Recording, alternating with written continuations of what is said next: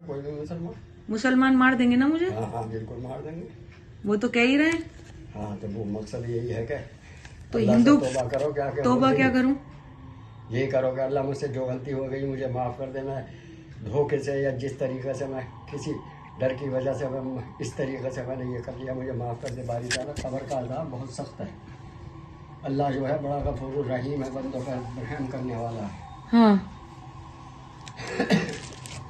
और जो हिंदू पैदा हुए उन्हें नहीं माफ, उन्हें भी तो माफ नहीं करेगा। उन्हें कैसे माफ कर देगा फिर? उन्हें क्यों करेगा माफ? उन्हें माफ नहीं करेगा ना। जो कलमे का और शरीक नहीं है उसे कोई भी हो। सही बात है। तो तुम मुझे पक्की मौत है मेरी? बिल्कुल। क्या करेंगे अगर कितने का वो हो गए? कत्ल कर देंगे मुझे? ऐसे ऐसों को कर दिया कत्ल। लोगों ने क्या कहा करने के जिनकी डंग के बचते। अच्छा। मुजाहिद कहाँ कत्ल हुए? तुम्हारे सामने कत्ल हुए हिंदुओं को मारा मुसलमानों ने? जो क्या कहेंगे अब वो छुपा हुआ है नहीं। क्या कहेंगे वो जो शिया है क्या, वो उसमें क्या कहेंगे लखनऊ में कौन शिया छुपा हुआ है?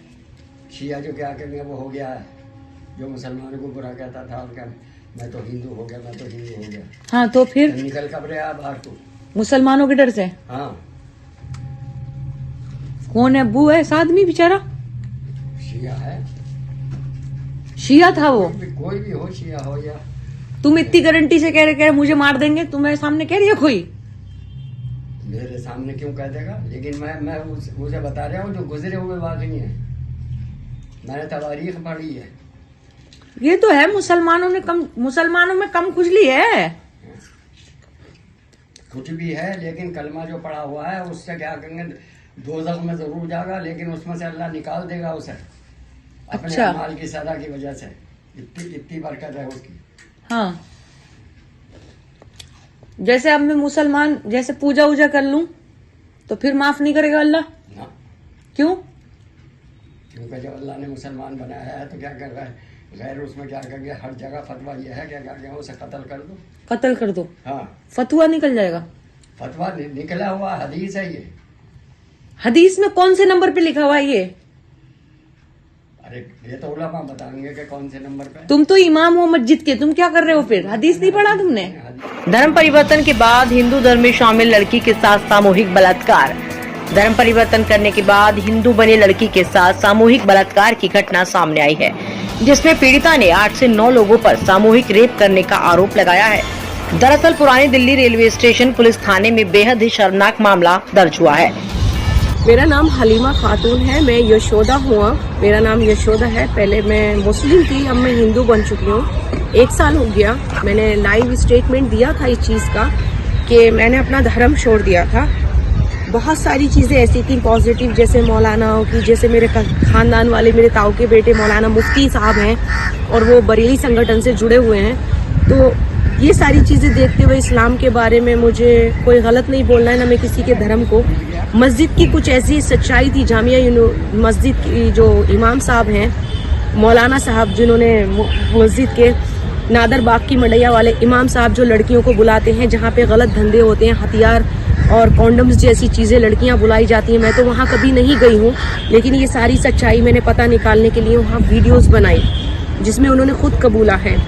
उस दिन जब मैं प्रॉपर्टी के मैटर में 350 बीघे ज़मीन है हमारी चमरौआ में, नोगमा दबका में, उन्होंने पूरे गांव ने कहा कि ये ज़मीन पूरा जितना भी हिंदू मरा है आज तक कब्रिस्तान में गया है जिसकी बॉडी जली नहीं है, और जाने कितनी लड़कियों का बलात्कार। लेकिन इसके लिए मैंने अपनी आवाज़ उठाई। इसी सिलसिले में मैं अपने गांव गई दबका, और जैसे ही मैं दबका गई, जैसे ही इम्तियाज़ हुसैन चिंटू को पता चला कि ये आई है और ये कुछ कर सकती है, तो जो वीडियोस वाला फ़ोन था उसने छीन लिया। लेकिन मैंने पेन ड्राइव और जितनी भी सारी चीज़ें थी अपने दोस्तों को बोला और वो वीडियोस मैंने सेव करवा दी थी। मुझे पता था कि ये होगा, लेकिन इन्होंने उस दिन मुझे किडनैप किया और मेरा रेप किया।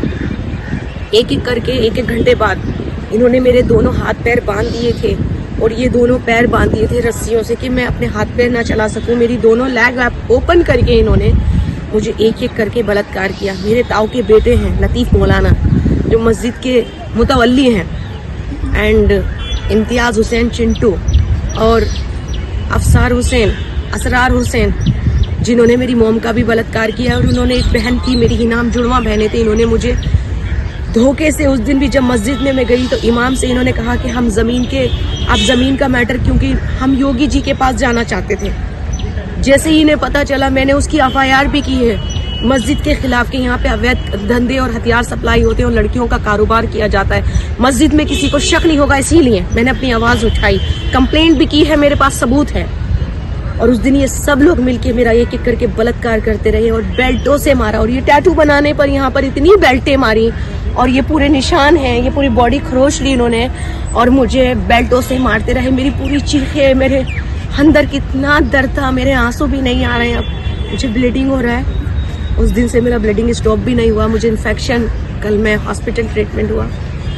जब मैं नंगी थी, पूरे कपड़े उतार के इन्होंने ट्रेन के डब्बे में मेरे साथ रेप किया। 4 लड़कों को इन्होंने बुर्का पहनाया और बुर्का पहना के मुझे किडनैप करवा के इन्होंने बोला कि रेलवे ट्रैक पे फेंक देना।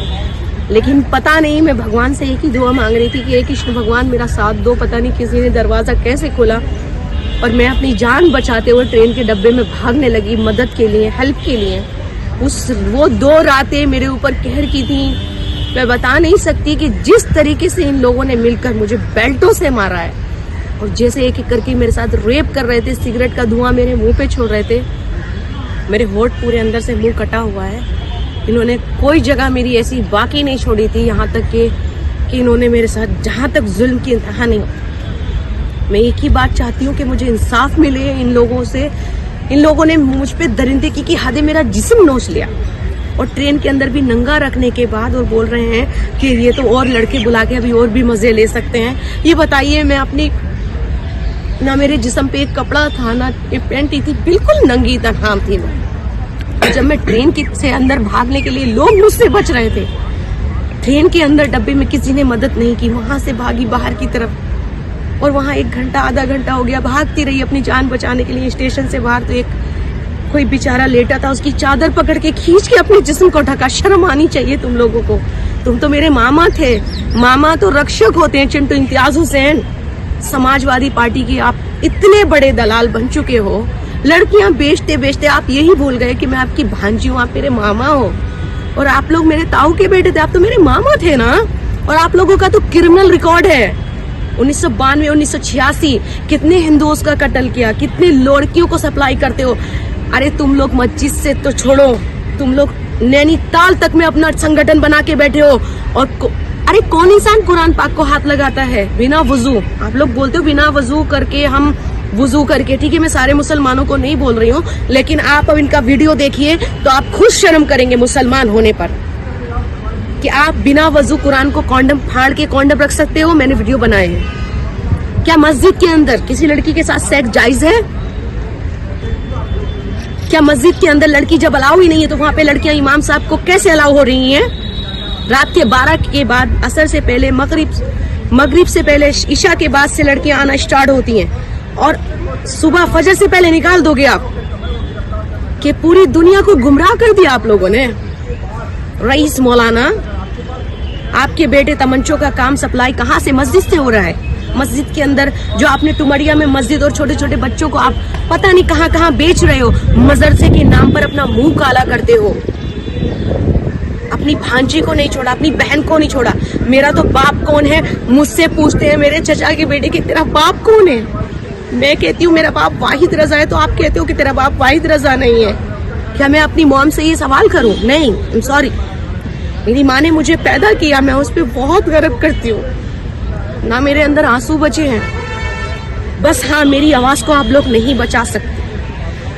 आप लोग जितना दिल चाहे मुझ पर जुल्म कर लो मौलाना साहब, मेरे भाई, मगर तुम्हारे लिए मैं जब तक जिंदा रहूंगी अपनी आवाज दबाती रहूंगी। और आप लोग झूठे नाम लगाना बंद कर दो। किसी की बीवी है, आप बच्चे, ये छोटे छोटे बच्चे लाके लड़कियों पे जो फतवे लगा देते हो ना कि ये तो शादीशुदा है। सॉरी, मुझे ना तुम्हारा हिजाब चाहिए, ना तुम्हारा बुर्का चाहिए। मैं जो हूँ अपनी मर्जी से बनी हूँ, ना मुझे किसी का दबाव है। जो सच्चाई मैंने इस्लाम के बारे में देखी, मुझे घिन आती है इन लोगों से। अब घिन आ रही है मुझे, इनके चेहरे देखना पसंद नहीं करती मैं। बुरखे को देखती हूँ तो डर लगता है। जब इन्होंने मुझे किडनैप किया था तो ये बुरखे में लोग छुपे हुए थे, इनके हाथों में हथियार थे, इन्होंने मुझे चारों तरफ से गन्स लगा के इन्होंने मेरा जिस्म नोच लिया था। क्यों? वो बुरखा कहाँ था जब मेरी रक्षा करते हैं? जो लड़कियों के अंग को झेल रहा है बुरखा, वो क्यों? मैंने ऑलरेडी 1 साल पहले कहा है कि ऐसे बुरखे को आग लगा दूंगी मैं। और मैंने ये भी कहा था कि मैं मुसलमानों का बुरखा उतारूंगी, और मैंने सारे मुसलमानों को नहीं बोला, मेरे जो रिश्तेदार इमाम मौलाना साहब बैठे हैं, आप देखिए वीडियोस तो आपको शर्म आएगी कि एक मस्जिद का इमाम। और हाँ, सबसे बड़ी बात तो लोग यही शक नहीं करेंगे कि एक 60 साल का आदमी सेक्स कर सकता है। मुझे मजबूरन ये बातें कहना पड़ रही हैं क्योंकि मैं खुद मर चुकी हूँ अब। लेकिन 2-2 पिल्स खा के मुझे चाय दे रहा है और उसमें नशे की दवाइयां डाल रहा है, और उसको लगा कि मैं चाय पी के सो गई हूँ, जबकि मैंने ऑलरेडी वहाँ वीडियो कैमरा ऑन करके रखा था कि वो कैसा है, उसकी हरकतें। जो मस्जिद का इमाम ही ऐसा हो सकता है तो मुतवल्ली ऐसे हो सकते हैं, तो बताइए और क्या क्या है अंदर। जो खुद कह रहा है कि बच्चियों को हमने इतनी सख्ती में रखा है, इमाम साहब ने, जो लड़कियां बाहर नहीं निकल सकती, तो उनके लिए मैं आवाज बनना चाहती हूँ। जांच बिठा लिए कब्रिस्तान, जमीनें, अब ये जमीनें के कब्जे मेरे ही नहीं, ना जाने कितने लोग। मेरी माँ 40 सालों से रो रही है, नाखून तक 14 साल की कैद। क्यों? मेरी माँ मुजरिम थी? मेरी मिक्की मम्मा जो मंदिर के लिए जगह देना चाहते थे, मंदिर बनाना चाहते थे उस गांव में, उनको बेरहमी से 17-18 मुसलमानों ने काट दिया। किसी हिंदू ने तो नहीं काटा। क्यों खिलाफ हूं मैं पूरी उम्मते जामिया, ये जो मौलाना बैठे हुए हैं, जितने जहरीली जुबानें हैं इनकी, ये जो लोग, मुसलमान भाइयों जाग जाओ। आपसे भी कहना चाहती हूँ, ये जो जहरीली जुबानों पे फतवे लगा के जो पैसा कमा रहे हैं ना मौलाना, इन्होंने मदरसे खोले ही इसलिए हैं कि अपने मुंह काले कर सके, अपना सब कुछ कर सके। जिस मौलाना ने 1 साल पहले ये कहा कि इसका बाप मस्जिद का इमाम है, एडिशनल साहब ने खुद कहा था, तो मैं पूछना चाहती हूँ, अगर वो मेरा बाप था तो मेरे साथ सेक्स कैसे कर रहा था?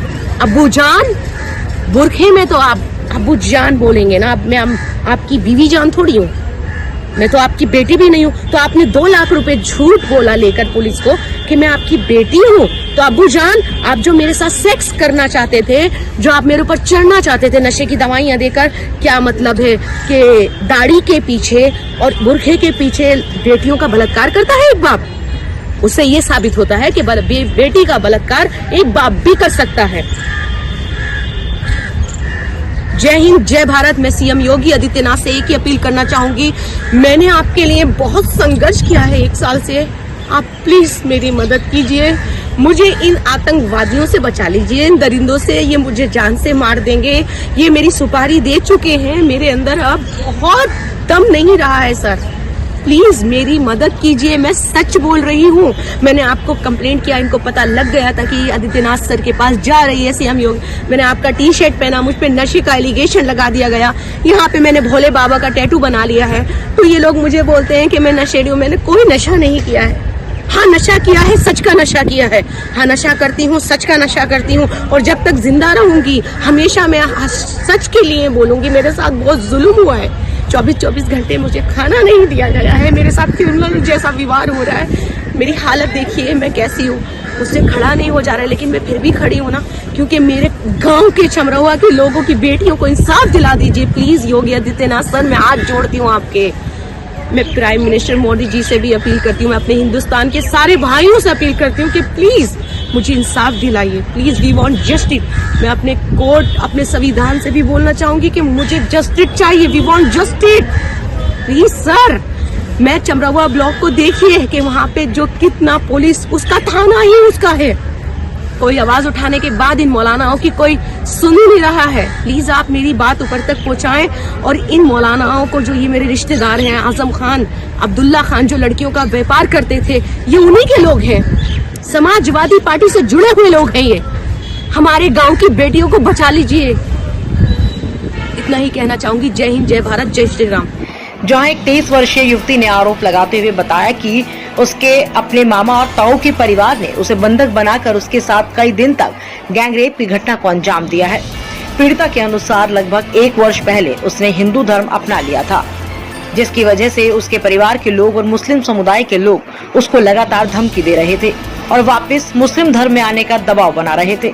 इतना ही नहीं, जब पीड़िता ने रिश्तेदारों की बात मानने से इनकार कर दिया तो उसके 5 से 6 रिश्तेदारों ने बीती 23 मार्च को उत्तर प्रदेश के रामपुर जिले में उसे किडनैप कर एक गाड़ी में ले गए।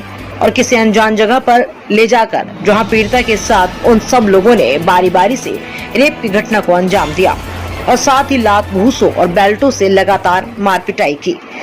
पीड़िता ने बताया कि अगले दिन रिश्तेदारों के द्वारा मौलाना को बुलाया गया और फिर मौलाना और उसके साथियों के साथ साथ रिश्तेदारों ने लगातार 2 दिन तक उसके साथ बारी बारी से रेप कर दरिंदगी करी।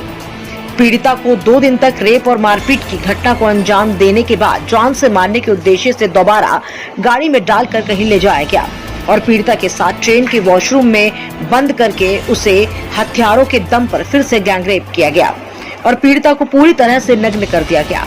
किसी तरह से पीड़िता अपनी जान बचाकर स्टेशन पर भागी और वहां लेटे किसी यात्री की चादर से खुद को ढका।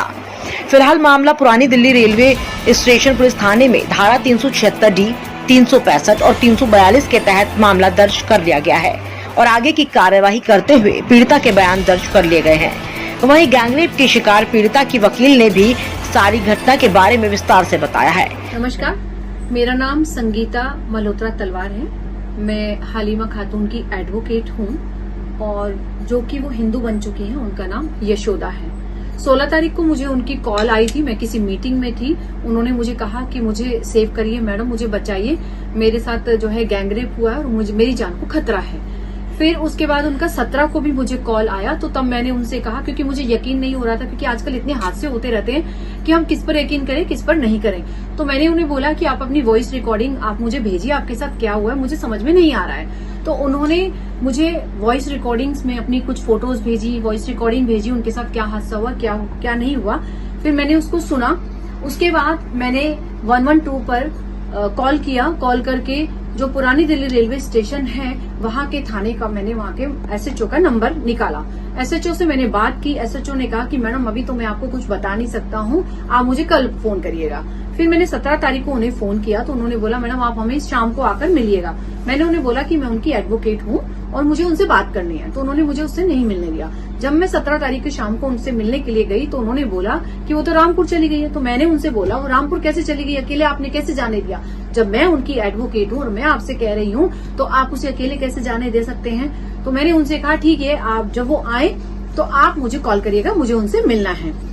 11:30 पौने 12, 11:30 से 12 के बीच में मुझे हलीमा खातून का फिर से फोन आया और उन्होंने चिल्ला रही थी वो कि मैम मुझे बचाइए, मुझे बहुत पेन हो रहा है, मुझे जो है यहाँ से ले जाइए। इन्होंने मुझे फिर से किसी एनजीओ में रख दिया है और मुझे यहाँ पे नहीं रहना है। तो उसके बाद उनका फोन बंद हो गया। मैं काफी कोशिश करती रही कि मैं उन्हें कांटेक्ट में आऊं, बट मैं उनके कांटेक्ट में नहीं आई। रात के 2-2:30 बजे तक मैं परेशान रही। उसके बाद सुबह 6 बजे से मैंने एसएचओ को फोन करना शुरू किया। जब एसएचओ साहब ने फिर मुझे 8:30 बजे उनसे मेरी बात हुई तो उन्होंने बोला मैडम अभी बहुत काम है, मैं आपको बताता हूँ। फिर उन्होंने मुझे फोन किया कि मैडम आप 6 भगवान दास रोड पर एक वुमेन्स का एनजीओ है। फिर मैं वहां 10-10:15 बजे पहुंची। मैं वहां पे हलीमा खातून से मिली और जब उन्होंने जो चीजें मुझे बताई तो मेरे तो रोंगटे खड़े हो गए ये बात सुन के कि क्या ऐसा भी हो सकता है, क्या ऐसा भी होता है। एक लड़की के साथ गैंगरेप किया गया, उसको 2 दिन तक बांध के रखा गया, उसे बेल्टों से मारा गया, उसके बाद उसे नंगा रेलवे स्टेशन पर ट्रेन में छोड़ दिया गया। और उसके बाद क्या मैं बताऊं, मतलब ये क्या है। मैं ये गुहार लगाती हूँ अपने सरकार से और पुलिस वालों से, कहती हूँ कि आपके पास जब कोई विक्टिम आता है तो उससे प्यार से बिहेव करें, अच्छे से बिहेव करें। जिस तरह से मेरी मिस खातून से, यशोदा से बात हुई, उन्होंने बताया कि उन्हें 24 घंटे तक कुछ दिया ही नहीं गया, उन्हें खाने के लिए नहीं दिया गया। रामपुरा लेकर जा रहे हैं ट्रेन में, उनकी हालत इतनी खराब है, उनसे चला नहीं जा रहा है। उसके बाद उन्हें पानी भी नहीं दे रहे हैं, उन्हें चला रहे हैं और एमएलसी 2-2 बार एमएलसी करा रहे हैं, उनका ट्रीटमेंट नहीं करा रहे हैं। मैंने कोर्ट में बहुत चिल्लाया, बड़ी मुश्किल से मैंने 30,000 में 164 के इनके बयान करवाए हैं। अभी तक कार्यवाही कुछ हुई नहीं है। मेरी यही गुहार है कि सख्त से सख्त सजा उन लोगों को दी जाए जिन्होंने ये कांड किया है। और क्या कसूर है उस लड़की का? ये कसूर है कि वो हिंदू बन गई है, ये कसूर है कि उसने टैटू बनवा लिया है, ये कसूर है कि उसकी मम्मी ने ये कहा कि इस जमीन पर मंदिर बन जाना चाहिए। क्या कसूर है? ये कसूर है। इस वजह से उसके साथ ऐसा हो रहा है, उसकी जान को खतरा है। उसकी, जैसा उसने बताया, उसकी बहन को भी मार दिया गया है। पता नहीं क्या क्या जुर्म उस लड़की के ऊपर हो रहे हैं, उस लड़की के परिवार के ऊपर हो रहे हैं। तो मेरा आप सभी से यही, गवर्नमेंट से भी और पुलिस वालों से भी यही है कि अच्छे से तहकीकात की जाए और इन लोगों को फांसी की सजा दी जाए, सख्त से सख्त इनको सजा दी जाए। हम पीड़िता को न्याय दिलाने के लिए हर प्रयास करेंगे और हम भारत सरकार व उत्तर प्रदेश सरकार से अपील करते हैं कि इस पीड़िता को न्याय दिलाया जाए। सत्यमेव जयते मीडिया के लिए क्राइम हेड संवाददाता राहुल देव की रिपोर्ट।